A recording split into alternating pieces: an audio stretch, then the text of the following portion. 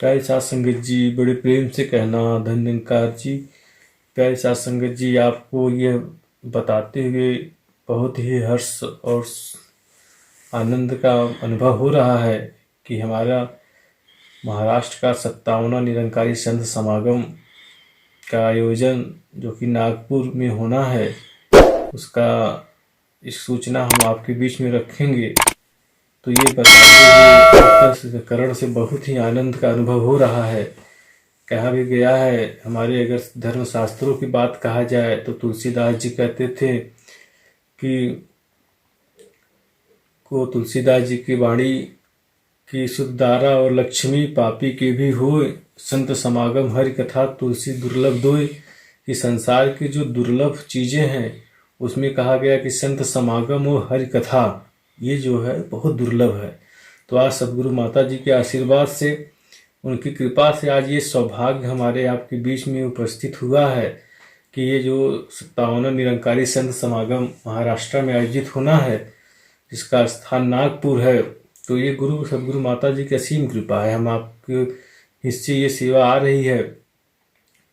तो ये बहुत ही सौभाग्य की बात है, क्योंकि कहते हैं ना कि सदगुरु की गली का है एक फेरा 100 हज के बराबर होता है। कि सदगुरु के गली में एक फेरा भी लगा देना 100 हज के बराबर यात्रा करने के बराबर पुण्य मिलता है। तो उस सदगुरु के दर्शन मात्र से जो जन्मों जन्मों के हमारे क्लेश हैं, जन्मों जन्मों के जो बंधन हैं वो खत्म हो जाते हैं। तो ऐसे ममतामयी समय के सदगुरु और निराकार स्वरूप माता सुदीक्षा जी के दर्शन का सौभाग्य हमें मिलेगा। तो उस कार्यक्रम के विषय में संपूर्ण जानकारी प्रस्तुत करने का प्रयास कर रहा हूँ। तो जैसा कि आप महापुरुषों को पता है कि हमारा जो प्रोग्राम का जो डेट निर्धारित है वो 26 तारीख से स्टार्ट हो जाता है। तो 26 जनवरी जो दिन शुक्रवार पड़ेगा, उस दिन जो है हमारे समागम का पहला दिन होगा और उसमें कुछ विशेष कार्यक्रम भी आयोजित किए जाएंगे, जिनका समय नियोजन अलग अलग टाइप से है। जैसे कि शोभा यात्रा का कार्यक्रम 11 बजे से लेके 1 बजे तक होना है। उसके बाद फिर हम अपने सत्संग का समय जो 2:30 बजे से रात्रि 9 बजे तक चलेगा। उसके बाद 9 बजे के बाद माता जी का विचार होगा। ये पहले दिन का पूरा कार्यक्रम है। इसके बाद दूसरा दिन का कार्यक्रम जो कि 27 तारीख दिन शनिवार को आयोजित होगा, जिसमें सेवा दल के लिए विशेष जो कार्यक्रम होता है वह है सेवा दल की रैली। तो जिसका समय है 11 बजे से दोपहर के 1:30 तक। उसके बाद फिर न 2:30 बजे से 9 बजे का 2:30 बजे से जो प्रोग्राम होना है, फिर वो 2:30 बजे से सत्संग का कार्यक्रम शुरू होगा। तो ये दूसरे दिन का कार्यक्रम रहा। उसके बाद तीसरे दिन का जो कार्यक्रम होगा वो 28 तारीख को 28 जनवरी दिन रविवार का पड़ेगा, जिसमें जो है हमारा कार्यक्रम तीसरे दिन का शुरू हो जाएगा 1 बजे से ही, जो कि रात्रि के 9 बजे तक कार्यक्रम चलेगा। उसके बाद 9 बजे के बाद माता जी के विचार होंगे। उस बीच जो है 5 बजे से लेके 7 बजे तक कवि दरबार का आयोजन होगा। उसके बाद फिर वो सत्संग अपने अंतिम पड़ाव की तरफ बढ़ेगा। और उसके बाद चौथा दिन जो कि हर गुरसिक के लिए बड़ा ही सुखद वाला दिन, जिसमें अपने गुरु को रिझाने के लिए हम सब गुरु से अरदास करके एक दिन जो गुरु कृपा से मिलता है, वह गुरु वंदना का दिन। उस दिन भी जो कार्यक्रम रखा गया है, जिसमें एक सामूहिक शादी का आयोजन होगा और फिर गुरु वंदना का एक कार्यक्रम होगा। जो शादी का समारोह कार्यक्रम होगा वह 11 बजे से 1 बजे तक का कार्यक्रम रखा गया है।